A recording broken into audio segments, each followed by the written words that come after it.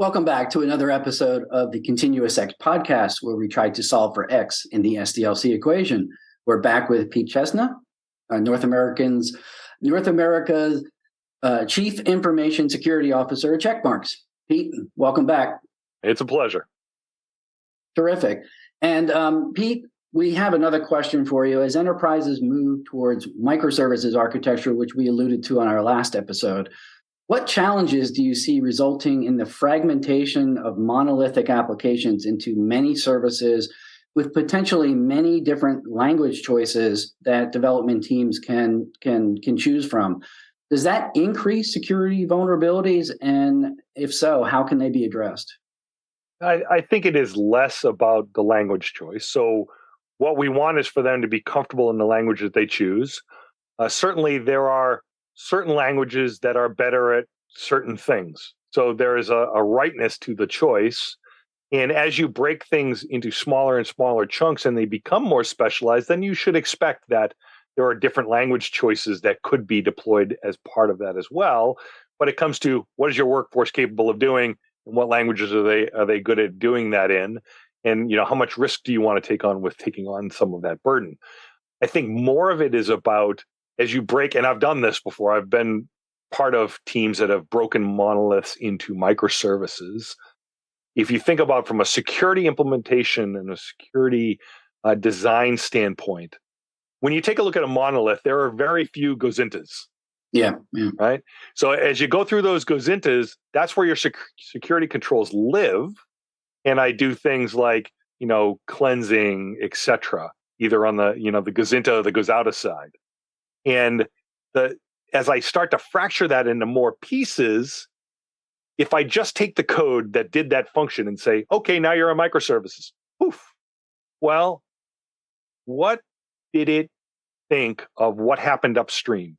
Did it say, well, I'm counting on the Gazinta that was 4 levels above me to have done cleansing. So by the time it got to me, it was supposed to be clean, but now I'm exposing it as its own bespoke API. Mm-hmm. And if someone attacks that and someone comes there and I make an assumption that I can trust it, but I can't, now I've got a problem.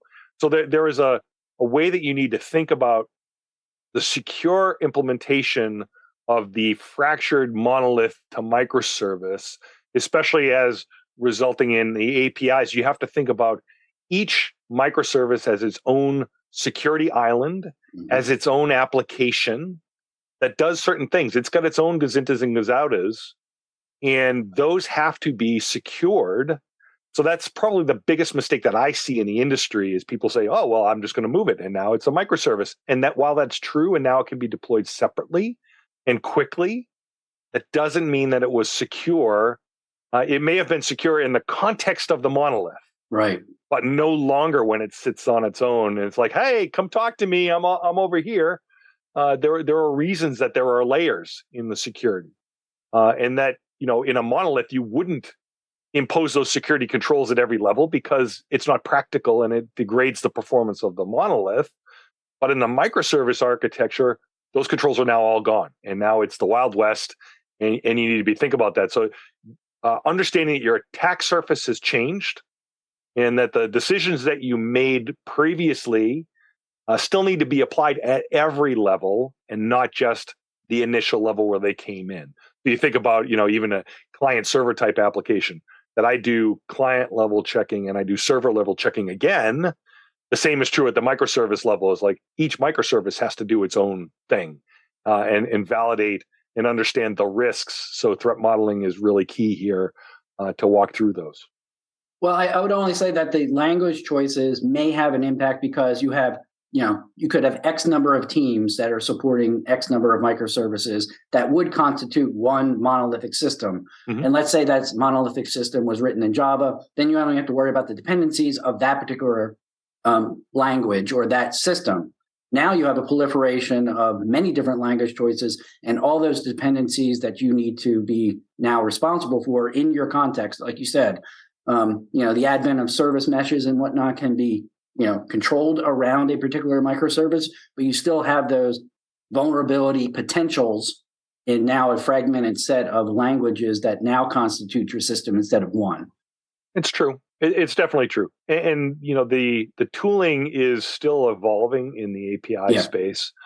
To think about understanding what you have. So do I have the full picture of all of the assets? Being able to group and have attribution by application, understand the risk that's being taken by that application being deployed, as well as that kind of outside in. You also need the inside out. Am I doing static analysis on those? Eventually, we'll get to the world where dynamic analysis is easier, but really if you think about what an API does, it's a very segmented piece of functionality.